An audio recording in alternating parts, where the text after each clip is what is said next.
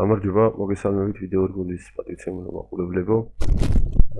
დღეს გადავწყვიტე გაჩვენოთ ჩემი გაკოტრებების ისტორია ბინარული ოპციონებით ვაჭრობისას.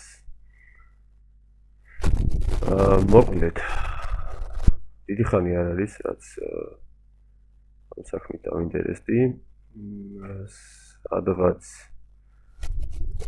გაგეორებული იქნება და მასობაში ვინმე მოვასწარი 3 ჯერ გაკოტრება. მესამედ სულ სადღაც 1 კვირის წინ გავკოტრდი და გაჩვენებთ თანმიმდევრობით. სხვათა შორის ეს მესამე ანგარიშია. ანუ თითოეული გაკოტრების შემდეგ ხურავდი ძველ ანგარიშს, მთლიანად დავხსნიდი ახალს და თავიდან ვიწყებდი ყველაფერს. ძალიან საინტერესო მოძრაობას ვაკვირდებოდი ახლა ბოლო ბოლო 3 საათის განმავლობაში დაახლოებით 3 საათნახევრის განმავლობაში ძალიან საინტერესო დაღმავალი ტრენდი მიმდინარეობდა ბაზარზე. ანუ რატომ გავამახვილე ყურადღება ახლა ამ ტრენდზე? საქმე იმაშია, რომ ჩემი სტრატეგია, რომელსაც ამ ბოლოს ვიყენებდი და რომელსაც 75%-ამდე მომგებიანობა ახასიათებს, ავტორების გადმოცემით და მე სტრატეგია გავამჯობესე, იდეალურად მუშაობს დაახლოებით აქედან აქამდე. ანუ აქ ჩვენ ხედავთ საკმაოდ გამოკვეთილ და კარგ გვერდით, ანუ ფლეტურ მოძრაობას. ეს სტრატეგია არის ფლეტური, ანუ მიკროტრენდების შემოbrunებაზე დამყარებული სტრატეგია. არეკლა დონეებიდან, ან არეკლა ფასის არხებიდან, როგორც შეგიძლიათ ორიგინად ისე ვხვდეთ. ხოლო როგორც კი მოხვდებით ტრენდში, სტრატეგია იწყებს დიდი რაოდენობის ცრუ სიგნალების მოწოდებას. მაგალითად, ამ ძლიერ ტრენდში მან 10-მდე ცრუ სიგნალი მომცა, რაც თუნდაც მარტინ გეილის მეთოდით მიყოლოდით, გარანტირებულად გაგაკოტრებდათ და ასეც მომივიდა. ეს ევროიენის წრუს ვაკვირდებით ახლა ჩვენ, მაგრამ მე დამემართა ევროიენის წყვილზე. საერთოდ იენს ძალიან სტაბილური ტრენდები ახასიათებს, როგორც აღმავალი, ისე დაღმავალი. თან მოგეხსენებათ მის კოტირებაში მძიმის შემდეგ მხოლოდ 2 ციფრია, ამიტომ ეს კიდევ უფრო მეტ ძალას მატებს მის მოძრაობას და ეს დროში გადაყვანილი იძლევა საკმაოდ გამოხატულ ტრენდებს. ამიტომ თუ გინდათ რომ თქვენი ტრენდზე აგებული სტრატეგია იყოს მომგებიანი, აუცილებლად ივაჭრეთ იქ, სადაც იმ წყვილებზე, სადაც ურევია იენი.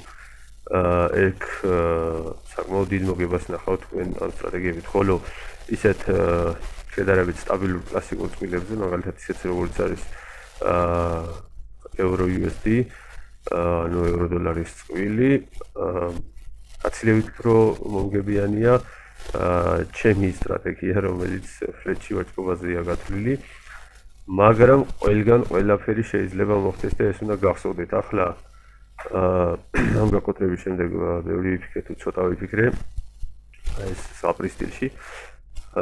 გავაუმჯობესე სტრატეგია, მასე დავამატე ტრენდული ფილტრები, რომელიც ტრენდში მოხვედრისას გაფილტრავს ცრუ სიგნალებს და ამ ცრუ სიგნალებს პირიქით გარდაქმნის ჭეშმარიტ სიგნალებად, რითიც მე ორმაგად გავაძლიერე სტრატეგიის კეთილდღეობები.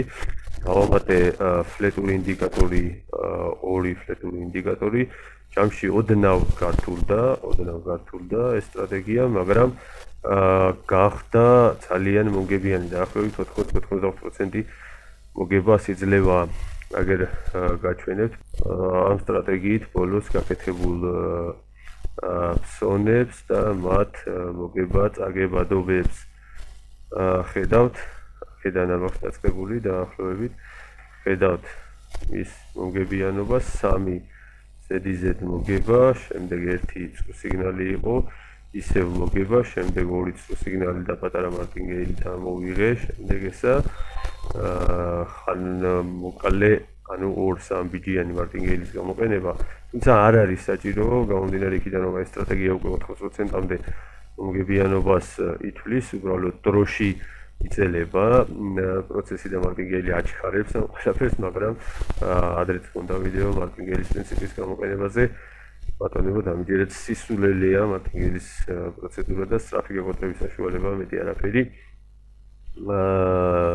იქიდან გამომდინარე რომ მარტივი ლოგიკითაც მარტინგეილის პრინციპი რომ მუშაობდეს ბინარულ ოპციონებზე, ყველა ბინარული ოპციონების ბროკერი დღემდე უკვე გაკოტრებული იქნებოდა, იმდენად ფართოდ არის ეს პრინციპი რეკლამირებული და იმდენად 100%-იან მომგებიანობას წინასწარ ეთქველებენ. დამერწმუნეთ ბატონებო, მარტინგეილის პრინციპით ვაჭრობა გჭირდებათ მხოლოდ 100%-იან გაკოტრებას და ნულამდე ჩამოსვლას, რაც მეც გამიგეთა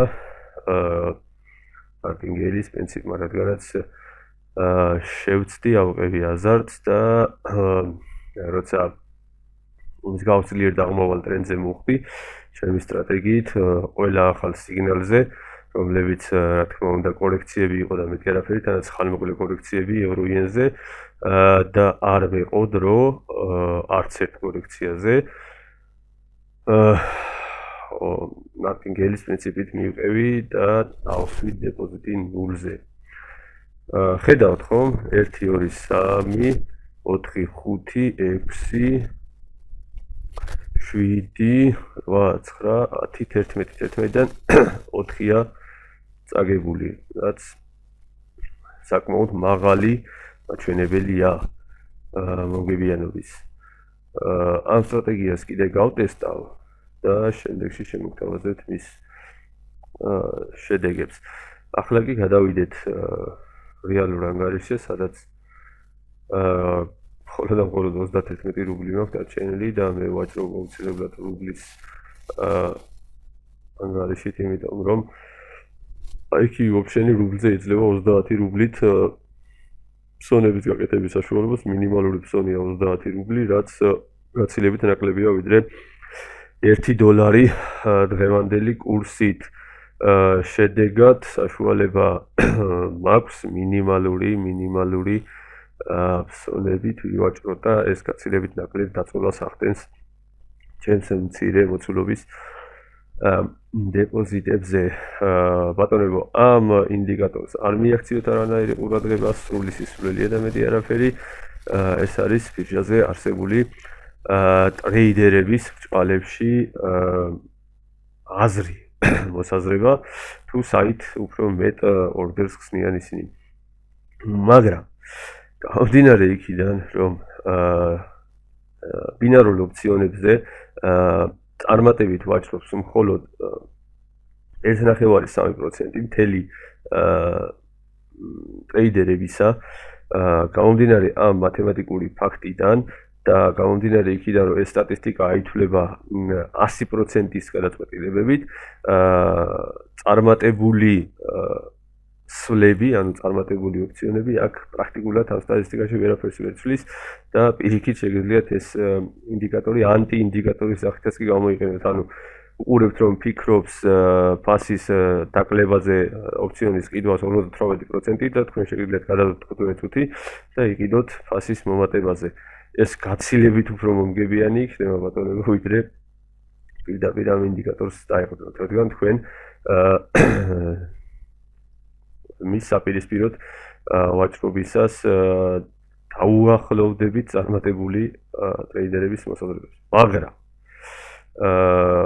გარკვეულ შემთხვევებში შეიძლება უმრავლესობის აზრით დაემთხვეს რეალობას, რაც ასევე გასათვალისწინებელია, ამიტომ ამ სისულელეს უბრალოდ არ მიაქციოთ ყურადღება და გაატარეთ. ესე იგი, გადავიდეთ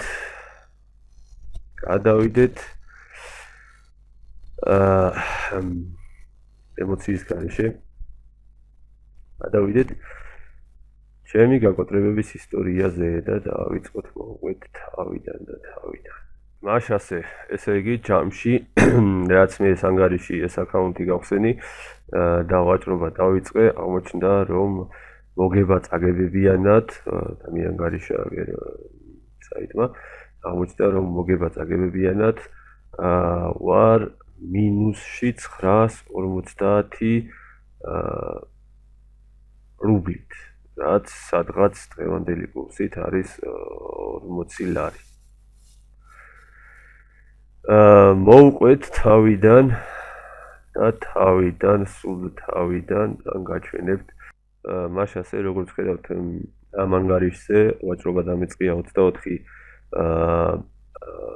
01/2017 წელს დამეწყია 30 რუბლით წამიგია 40 რუბლი ისევ წამიგია მე 71 რუბლია მოგებული ისევ 30 რუბლი აქ არსად მარტინგეილის კვალი არ ჩანს აგერ მარტინგეილი გამოყენებულია პრინციპი 30 წაგებული, მე 80 წაგებული, მე 180 წაგებული და შემდეგ უკვე 400-ია მოგებული.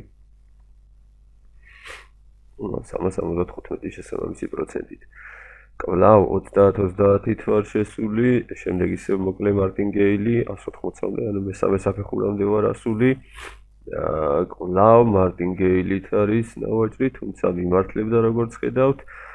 აქ სტრატეგიით დავიწყე უკვე ვაჭრობა და ხედავთ მომგებიანობას აქ ეთქობა ტრენდზე დავჯექით სტრატეგიით და კვლავ მარტინგეილით ვართ მიყოლილი ფას 300-მდე ანუ მეოთხე საფეხურზე ავსულ ვარ წაგებით და გავჩერებულ ვარ ეს კარგი სასწავლო მომენტია მეოთხე საფეხურზე ასვლის შემდეგ როცა უკვე 400 რუბლს ვაგებდი ერთგვარი სტოპ-ლოსი მქონდა დაყენებული და იქ ჩერდებოდი, რადგან დეპოზიტზე ძლიერი დაწოლა არ განმეხორციელებინა.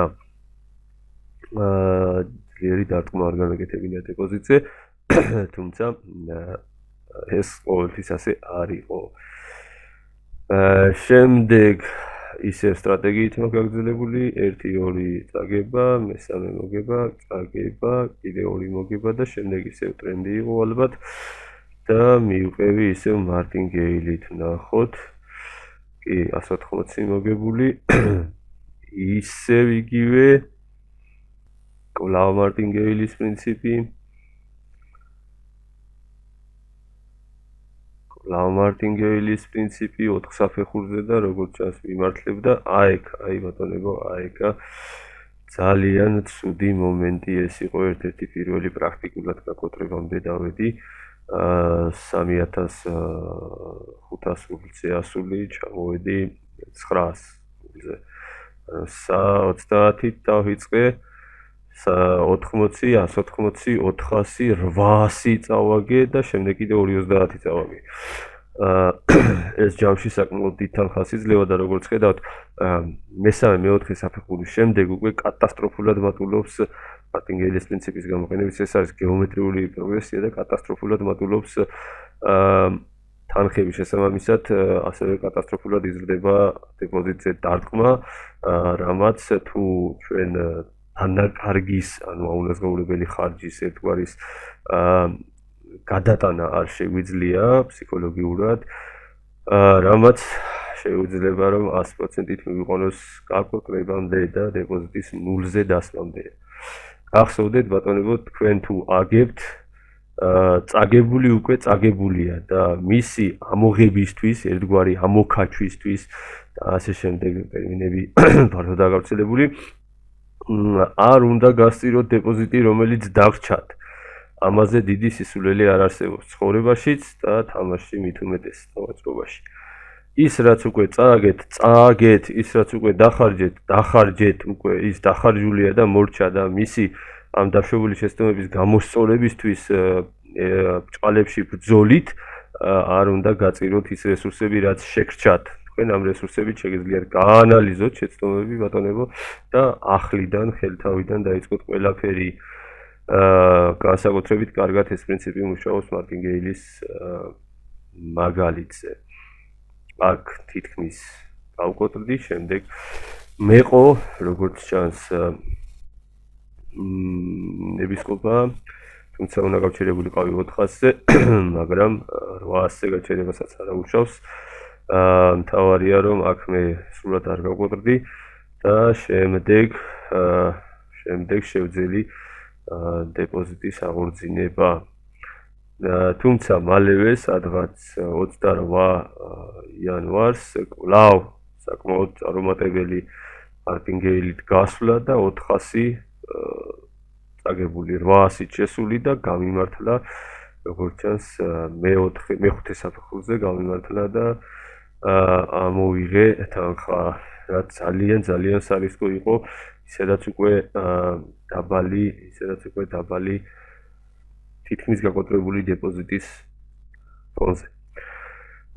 შემდეგ ვაგრძელებ ისევ იგივე პრინციპით, ანუ მარტინგეილის პრინციპით ვაჭრობას, აქაც მეოთხე საფეხურზე გამიმართლა, მესამე საფეხურზე,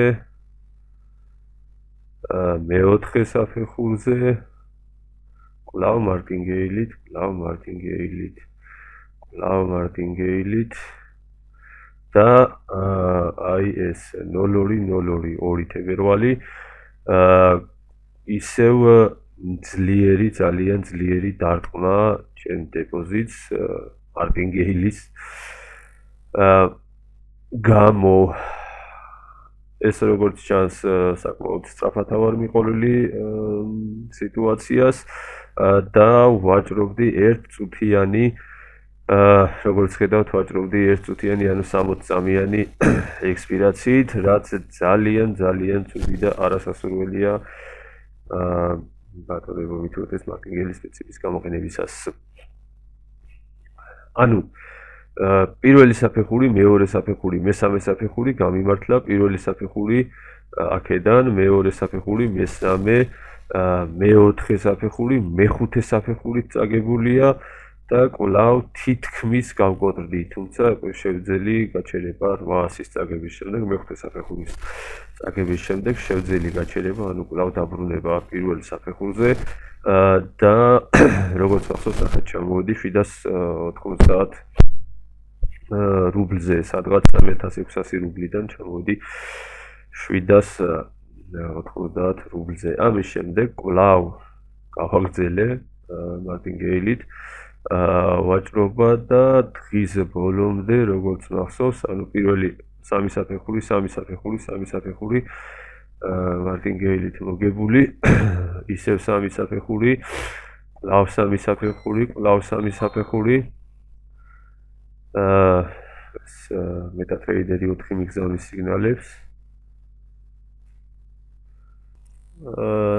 მეოთხე საფეხურზე უკვე აი მეოთხე საფეხური დამჭირდა და გამიმართლა მესამე საფეხურია მოგებული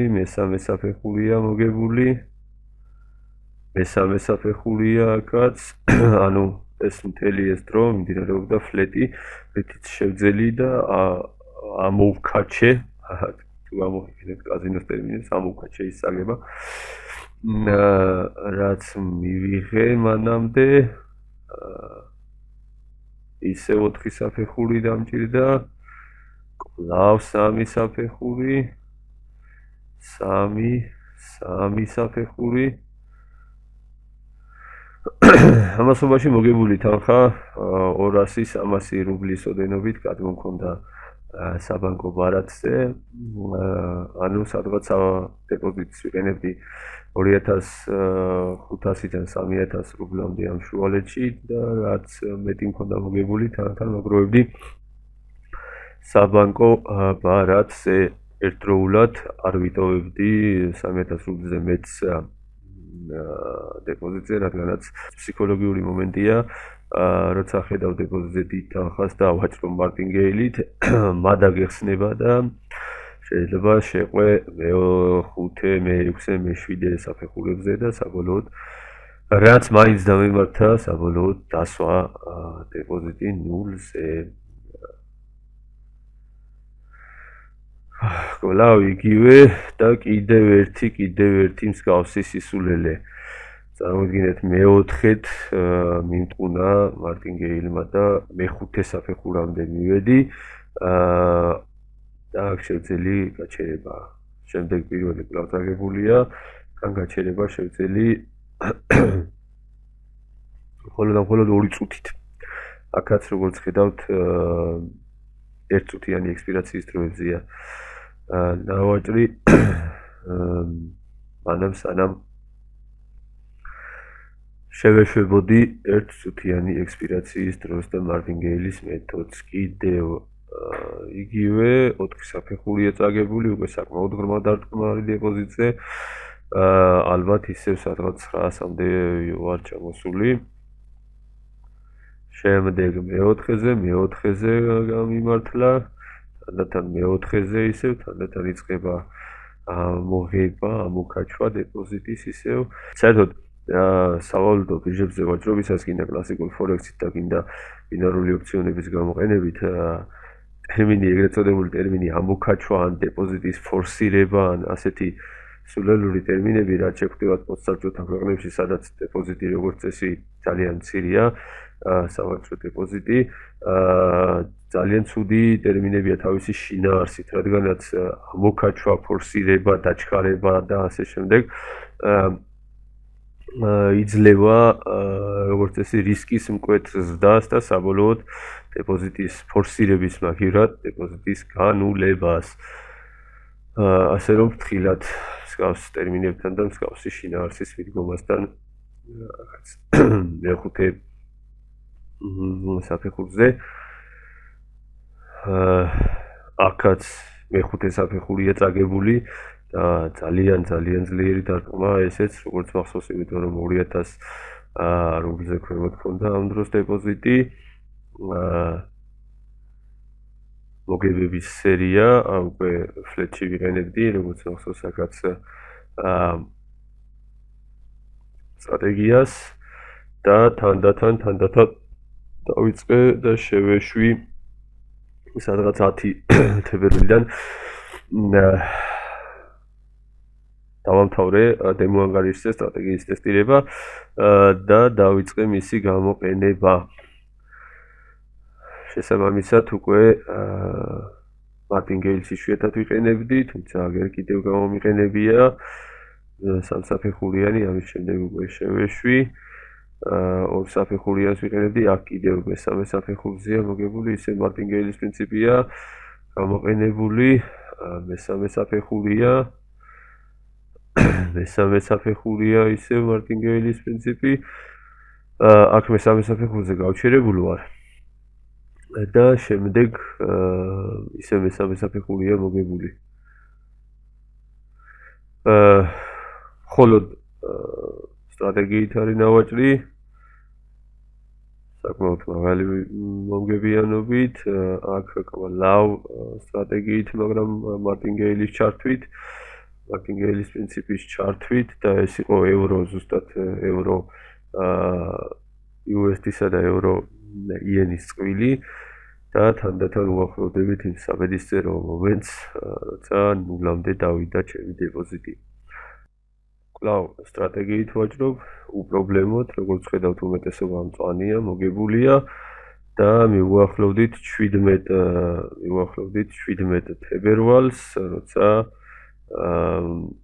მოხდა ის ცუდი რაღაც 17 თებერვალს. ესე იგი, ვაჭრობდით რამდენიმე წყვილზე, ეს იყო ამერიკის შეერთებული შტატების დოლარი, შვეიცარიის ფრანკი, ევრო დოლარი და ევრო იენი, რომელმაც ნულზე დამსვა. და მასწავლა და მიჩვენა, რომ ჩემი სტრატეგია, რომელზეც საკმაოდ დიდი მედებს ვამყარებდი, არ მუშაობს გამოხატული ტრენდის დროს და საჭირო იყო მისი მოდიფიცირება, რაც წარმატებით განვახორციელე. ამიტომ, ხო, ეს საინტერესო მომენტია, ჩვენოთ დავიწყე 30-დან, შემდეგ ახალ ცრუ სიგნალზე სტრატეგიის და როგორც ხედავთ, 5 წუთიანი ექსპირაციები არჩეული, ანუ ექსპირაციის დროები არ არის 1 წუთიანი, 60 წამიანი, რაც დამახასიათებელია ფართოდ რეკლამირებული კლასიკური მხოლოდ მარტინგეილის მეთოდით ვაჭრობისთვის. ანუ წავაგე მეორე BG მარტინგეილით, შემდეგ სიგნალზე, კვლავ შემდეგ სიგნალზე წავაგე 180 რუბლი, ესეც აღმოჩნდა მოკლე ხნიანი კორექცია. ყველა ამ კორექციაზე საკმაოდ სოლიდურ სიგნალებს მაძლევდა ჩემი სტრატეგია. კვლავ შემდეგ სიგნალზე შევედი 180-ით, ეს 180-ით წავაგე, დავამატე 400, ეს 400-ით წავაგე და დარჩენილი მქონდა უკვე 950 რუბლი ანგარიშზე, შევედი მთლიანი 950 რუბლი ახალ ძლიერ, რა თქმა უნდა, ბრჭყალებში ძლიერ სიგნალზე და ესეც წავაგე. ახლა გადავიდეთ თვითონ პლატფორმაზე. პლატფორმა ძალიან ძნელად მუშაობს ჩემს ბრაუზერებზე, რატომ არ ვიცი. საკმაოდ ძლიერი ინტერნეტი მაქვს და კომპიუტერიც საკმაოდ ძლიერია. მართალია ნოუთბუქია, მაგრამ საკმაოდ ძლიერია. თუმცა IQ Option-ის პლატფორმა მაინც რთულად მუშაობს, რაც არ მომწონს. ზოგადად ბატონებო, თუ თქვენ გადაწყვეტილი გაქვთ რომ გახდეთ ტრეიდერები, დაიწყოთ ვაჭრობა სავალუტო ბირჟებზე, კიდე სააქციო ბირჟებზე, უნდა გქონდეთ, ესე იგი, დიდი დრო, დიდი мотивация და ენერგია, უნდა ფლობდეთ ძალიან სწრაფ დუბლირებულ ინტერნეტს და საქართველოში არ დადუბლირებული ინტერნეტისა უნდა ფლობდეთ ესე იგი დენის წყაროს დუბლირებასაც კაცმარცის როდის ჩაიქრობენ დენს ჩვენთან ყოველ შემთხვევაში ასია გარდა ამისა უნდა გქონდეთ რამოდენიმე კომპიუტერი მათ შორის ნოუთბუქებიც და კომპიუტერები უნდა იყოს მაქსიმალურად ძლიერი თუ ივაჭრებთ მინიმუმ 3 მონიტორზე, ყველაზე უკეთესი, 2 მონიტორზე გააკეთებთ ანალიზს სხვადასხვა სტრატეგიით, ხოლო 1 მონიტორზე გააკეთებთ ბაზარზე შესვლებსა და დაკვირვებას თქვენს გახსნილ პოზიციებზე. გარდა ამისა, საჭიროა ინტერნეტის დუბლირება, როგორც აღნიშნეთ, ანუ არ უნდა იყოს ინტერნეტი ელექტრომომარაგებაზე დამოკიდებული, მაგალითად შეიძლება გამოიყენოთ მეოთხე თაობის მობილურის ინტერნეტი დუბლირებისთვის, რომ გახსნილ პოზიციებზე ავარიული სიტუაციების შემთხვევაში შეძლოთ დაკვირვება და მათი დროული დახურვა. ბინარული ოფციონების შემთხვევაში ეს მაინც და მაინც დიდი პრობლემა არ არის, რადგან ბროკერი ავტომატურად ხურავს გახსნილ პოზიციებს შესაბამის ექსპირაციის დროის გასვლის შემდეგ, მაგრამ ზოგჯერ არის სიტუაციები, როცა ჩვენი პოზიცია აგებს, ან ხვდებით რომ შეიძლება წააგოს, შეგვიძლია გავყიდოთ დროზე ადრე დავხუროთ პოზიცია და ამით ვიხსნათ დიდი დანაკარგისგან ჩვენი დეპოზიტი. ხო, ამ ჩვენს ბოლო წაგებებს შეგვიძლია დავაკვირდეთ გრაფიკებზეც რა ხდებოდა და პატარა ანალიზიც გავაკეთოთ. ჩაიდირთება გრაფიკი. ჩაიდირთა გრაფიკი. ანუ ტრენდი არის დაღმავალი, დავაკვირდეთ, ძლიერი დაღმავალი ტრენდია. რომელიც უკვე დაწყებულია, აგერ ფასი მოუახლოვდა წინაღობის დონეებს და რა თქმა უნდა ვფიქრობ მის არეგულას, გარდა ამისა ჩემმა ზემოთ აღნიშნულმა სტრატეგიამ მომცა ყიდვის სიგნალი და ვყიდულობ ოფციონს ზემოთ. და რა ხდება? ვყიდულობ ოფციონს ზემოთ, ფასი მიდის ქვემოთ და ვაგებთ.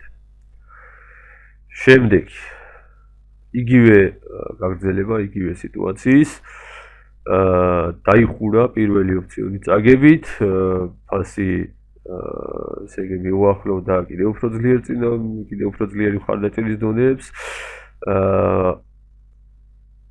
მაძლევს ახალ ყიდვის სიგნალს მაძლევს ჩემი სტრატეგია, ინდიკატორები და შევდივარ, მართლაც მიდის ფასი ზემოთ, მაგრამ მალევე ეს პატარა კოლექცია აღმოჩნდა, მისი სიგრძე არ იყო სამწუხაროდ ჩემი ექსპირაციის დროს და სანამ ექსპირაცია გავიდო და ოპციონმა წააგო. შემდეგ უკვე ჩაგადილ წრეში მოვხვდი, იმის გამო რომ ოპციონმა წააგო, ყიდულობ მარტინგეილით, ანუ გასამაგებული თითქმის გასამაგებული თანხით ყიდულობ შემდეგ ოპციონს. მიმართულება კვლავ ტრენდის საწინააღმდეგოა, წინა ორის მსგავსად და ტრენდის მოbrunებაზეა, თუმცა ტრენდი ჯიუტად განაგრძობს სვლას ქვემოთ და სულ არ აინტერესებს მას ჩემი და ჩემი ინდიკატორის წინასწარმეტყველებანი ბატონებო. ამიტომ არასოდეს არ გქონდეთ წინასწარი აზრი, წინასწარი მოსაზრება იმასთან დაკავშირებით, თუ საიწავა ფასი თქვენი აზრები, სამწუხაროდ თუ საბედნიეროდ, ბაზარს სულ ფეხებზე კიდია ბატონებო. თავარია ჩახვდეთ და მიხვდეთ ბაზრის მოქმედების და მოძრაობის კანონზომიერებებს სხვანაირად, სხვაგვარად. წაგება და დეპოზიტის განულება გარდაუვალი გაქვთ. აქაც ვიჩქარე და ისევ მარტინგეილის გამო ვიჩქარე, თორემ სუსტი სიგნალი იყო, როგორც მახსოვს, რომ დამეცდია და უფრო ძლიერი სიგნალიდან მეყიდა, ალბათ მეყოფოდა დრო იმისთვის, რომ მომეგო და არ გავკოტრებულიყავი. ესეც ფსიქოლოგიური მომენტია, აქ უკვე რამდენიმენაირი ჩაკეტილი წრის მსხვერპლი ვიყავი, ერთი ფსიქოლოგიური აზარტული ზემოქმედების, მეორე გადაღლილი ვიყავი უკვე და მესამე იმის გამო რომ 4-ჯერ ზედიზედ ტრენდმა გააკეთა კორექცია, ვფიქრობდი წინასწარი აზრი, წინასწარი მოსაზრება ბატონებო, ისევ ის მტერი ტრეიდერის მოქმედებს და ვფიქრობდი რომ უკვე დროა შეჩერების ფლეტში გადასვლის, ან მოbrunების ტრენდის, მაგრამ როგორც გითხარით, ბაზარს არ აინტერესებს ჩვენი მოსაზრებები და კვლავ წაგება. ამის შემდეგ უკვე შევდივართ 800 რუბლით და შევდივართ, ვყიდულობთ,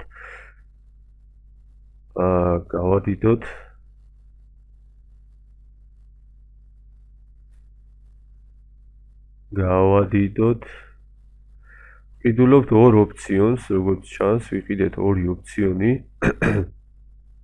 და ორივე ზემოთ. თან ერთმანეთთან საკმაოდ ახლოს, მაგრამ უკვე ექსპირაციის დრო დაუდეთ დიდი 5 წუთი და ნახეთ რა საცოდაობა მოხდა.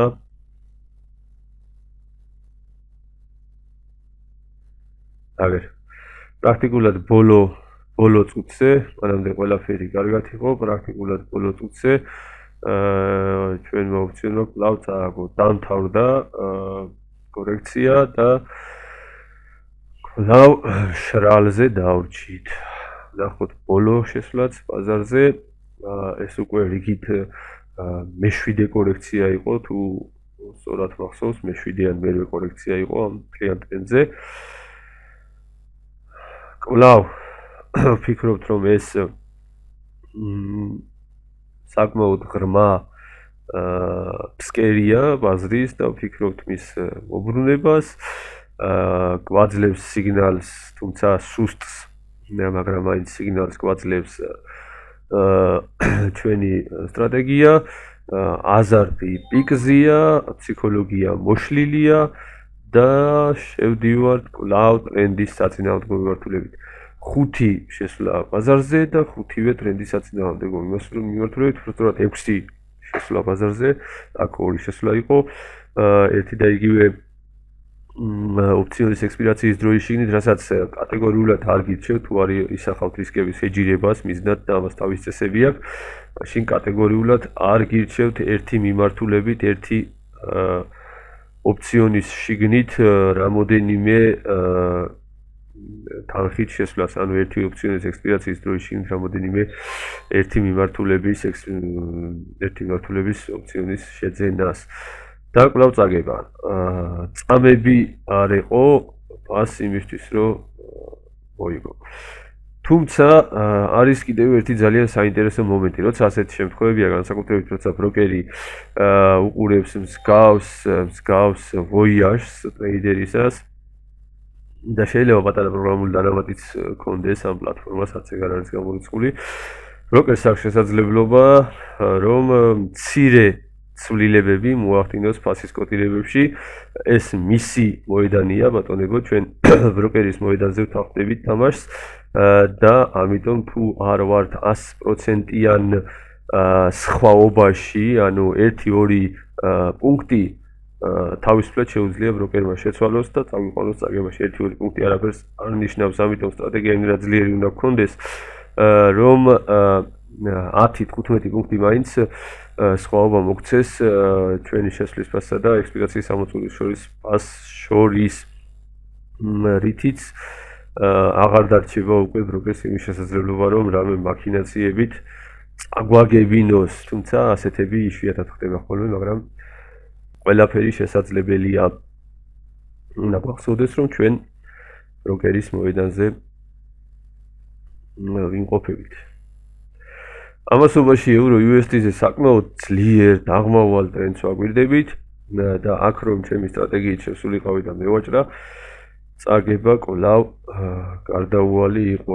კარგით, სულ ეს იყო რისი თქვაც მინდოდა ზემოთ აღნიშნულ სტრატეგიებს შემდეგში გაგაცნობთ და მათ გამოყენების წესებსაც, რომლებიც აგრეთვე ცალკე იქნება ასახული შესაბამის დოკუმენტაციაში და ეს კომპლექტი სტრატეგიის, ანუ ინდიკატორები და შაბლონი ერთად ვაჭრობის წესებთან ერთად და ფსიქოლოგიური თავდაცვის წესებთან ერთად გარკვეულ თანხად გაიყიდება, თუმცა მანამდე ამ სტრატეგიით ვაჭრობის ეფექტურობას გაჩვენებთ რეალურ ანგარიშზე იმისთვის, რომ დარწმუნდეთ თუ როგორ მუშაობს ის და როგორ უნდა გამოვიყენოთ გაუმჯობესების შემდეგ.